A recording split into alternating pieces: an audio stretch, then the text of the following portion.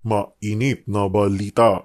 Nowhere in our rules can I find a provision on a motion to dismiss as submitted by the Honorable Gentleman from Tarlac. Neither is there a supplementary application of the rules of court to offer a space for such motion to dismiss. It is true that the motion to dismiss is not part of our rules. But it is part of our rules po yung pagiging supplementary application po ng rules of court. In the rules of court, yung korte po can motu proprio dismiss a case kung wala pong jurisdiction. And considering that the rules of court has become part of our rules, that's why I use the motion to dismiss. This is not an interpellation. Rather, this is a manifestation to be followed by a parliamentary inquiry. The gentleman may proceed then.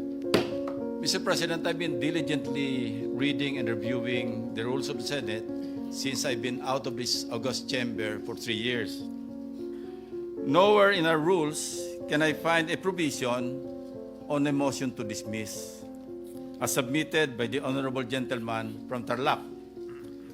Neither is there a supplementary application of the rules of court to offer a space for such motion to dismiss, except perhaps in the committees performing their legislative inquiries in aid of legislation. Obviously, we are now assembled in plenary, not as an impeachment court, but as a legislative body, and I cannot relate to a motion in this plenary to an issue that involves a collective decision that falls solely and exclusively under the jurisdiction and authority of an impeachment court. Having said that, Mr. President, my parliamentary inquiry is addressed, of course, to the Senate President. Mr. President, how do we deal with the pending motion? I refer to the motion to dismiss. Shall we even take it up or deal with it? Kasi wala po sa rules natin. Paano wala tayo pong guidelines? Kasi wala po sa rules natin yung motion to dismiss. So anong guidelines ang susundin natin in addressing the motion to dismiss submitted by the Honorable Marcoleta? Assuming arguendo, Mr. President, that the motion is voted upon and adopted by this body, what if, Mr. President, the Supreme Court reverses itself when it rules on the MR filed by the House of Representatives through the Solgen? Shall we also backtrack and reverse ourselves in dismissing the impeachment case? I pose that question, Mr. President. Thank you.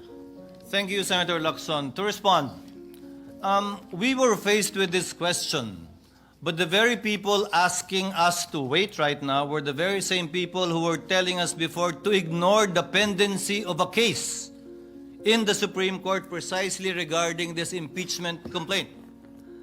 They were egging the Senate, even if we were on recess, to precisely proceed with the trial in spite and despite the pendency of cases in the Supreme Court.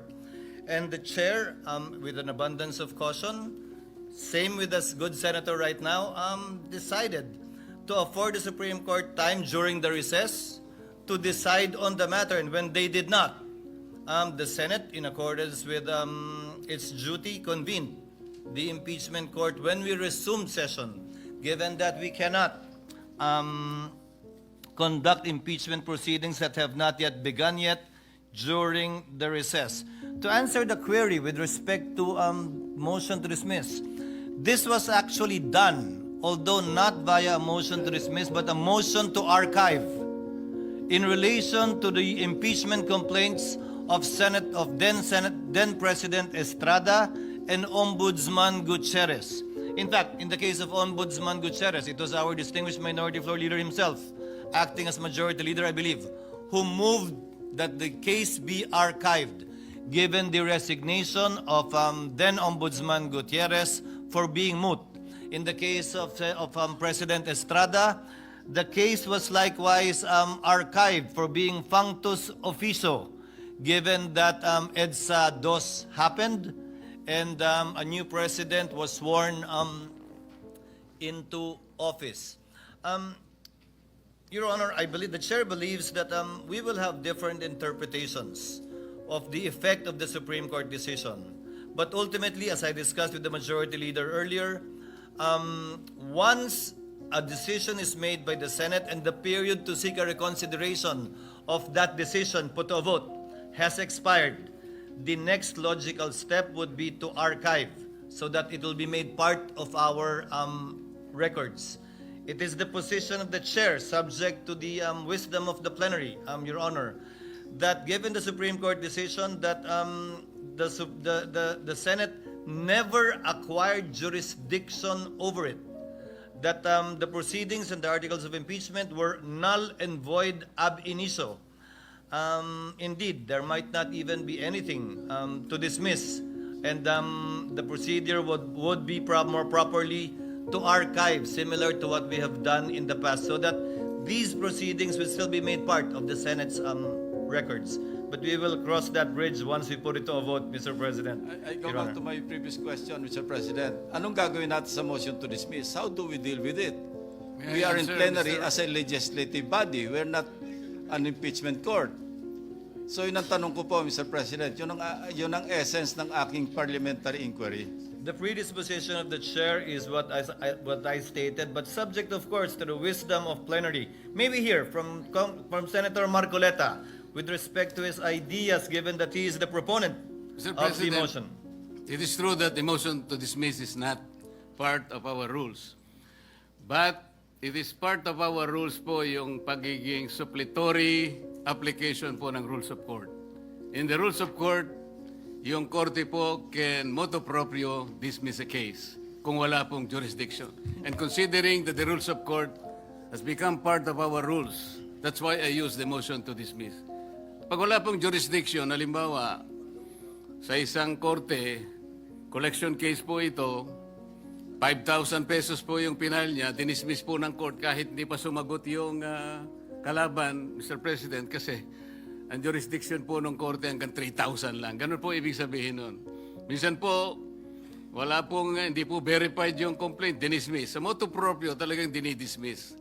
Paano po kaya kung sinabihan pa nga na the Senate didn't acquire jurisdiction over the case? Mas lalo po sigurong dapat nating panindigan na talagang i-dismiss na po natin, Mr. President. Senator Lacson is recognized. Again, I refer to our rules, Mr. President. Wala rin po ako makitang suppletory application sa rules of the Senate pagdating sa plenaryo. Pwede pong gamitin ito sa mga committee hearings, inquiry in aid of legislation. But we are not there. We're here in plenary. Maski po basahin natin na 100 beses ang ating rules of the Senate, wala pong suppletory application sa ating rules. Thank you, Mr. President. The point of Senator Lacson, insofar as that is concerned, is well taken. Senator Pangilinan. Just on the point of Is recognized. suppletory, the rules of court being suppletory. Mr. President, the rules that are suppletory presupposes that there are no rules of the Senate or the Senate impeachment court. In other words, in the absence of a standing rule or provision of either our Senate rules or the Senate impeachment court rules, then we refer to the rules of court as suppletory to our rules. But in this case, the Senate impeachment court has a specific rule, resolution number 39. Upon presentation of the articles to the Senate shall specify the date and time for the consideration of such articles. Unless the Senate provides otherwise, it shall continue in session from day to day until final judgment shall be rendered, and so much longer as may in its judgment be necessary. In other words, as an impeachment court, of course, not as a Senate in plenary, but even that is now being debated because this representation believes the sole power to try and decide impeachment cases is the impeachment court and not the Senate in plenary. Mr. President, Majority Floor Leader. Mr. President, next to interpolate, Mr. President, on the list of this representation is the distinguished gentleman from Taguig and Pateros, no other than Senator Alan Peter Cayetano. I move that he be recognized, Mr. President. If I may, Mr. President, with the indulgence of the good gentleman from Taguig and Pateros, yung akin po ay The lady may proceed. susog doon kay Senator Lacson ng mga punto. But, Your Honor, It's the not an chair- interpellation yet, Mr. President. I follow up point to the point of Senator Lacson. If the SP lady may and proceed. the gentleman. Thank you, Mr. President, and with the indulgence, as I said, of the good gentleman from Taguig and Pateros, nabanggit na rin po, Mr. President, pareho ni na Senator Lacson at Senator Pangilinan, yung usapin ng tayo ba, Senate or Senate Impeachment Court ba? So this is a point of inquiry, actually, a brief point of inquiry, Mr. President, related to the motions at bar now. The question presented to the body is related to an ongoing impeachment case, which is within the jurisdiction of the impeachment court. Should we not first have the newly elected senators take their oaths as senator judges and convene as an impeachment court? I note, Mr. President, that the Supreme Court decision is not yet final. As colleagues have mentioned, a motion for reconsideration has been filed by the House of Representatives, and the court itself, the Supreme Court, has given 10 days for the Vice President to comment. So yung point of inquiry ko nga po, Mr. President, hindi po ba dapat pasumpain na muna ng presiding officer with us convened as an impeachment court, yung mga bagong halal na senador para makapag-convene po tayo bilang impeachment court at i-treat yung mga motions at bar. Salamat po, Mr. President. Noted and entered into the records. What is the pleasure of the Honorable Just a very quick intervention. Very quick, Mr. President. Pangilinan? With the permission of Yes, our you may proceed, sir. Yes, Mr. President, and we place this on record after reading the ruling, the decision of the Supreme Court. Mr. President, the Supreme Court referred to the Senate Impeachment Court repeatedly. And therefore, it is the Senate Impeachment Court that was also impleaded. It is the Senate Impeachment Court that may, if it opts to, file a motion for reconsideration. And therefore, this motion to dismiss, we believe, should be forwarded to or tackled by the Senate as an impeachment court.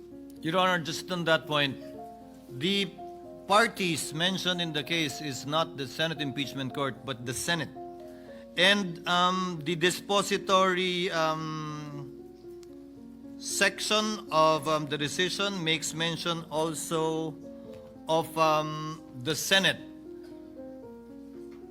If I may quote, consequently, the Senate did not acquire jurisdiction to constitute itself as an impeachment court. That's the decision of the court in Duterte v. HOR. Mr. President, and we will go back to the earlier manifestations The of... mic, please. We will go back to the earlier manifestations of the minority leader. Yes, the Supreme Court ruled that we have no jurisdiction. Yet, the decision is flawed in terms of the facts on procedure, the one-year bar, and on due process. This is at least, of course, our assertion. And therefore, should we not wait for a motion for reconsideration to be resolved before we proceed and vote on the matter that has removed from the impeachment court jurisdiction? Should we not at least assert the power and the prerogative under the Constitution of the Senate Impeachment Court in terms of the exclusive jurisdiction, number one, and the sole power to try and decide? That is what we will be deciding and voting upon this afternoon, Your Honor. Thank you, Mr. Senator President. Cayetano is Yes, recognized. please. Thank you, Mr. President. The distinguished gentleman, Senator Marcoleta from Tarlac and Senador ng buong bansa. Sir President, initially I wanted to speak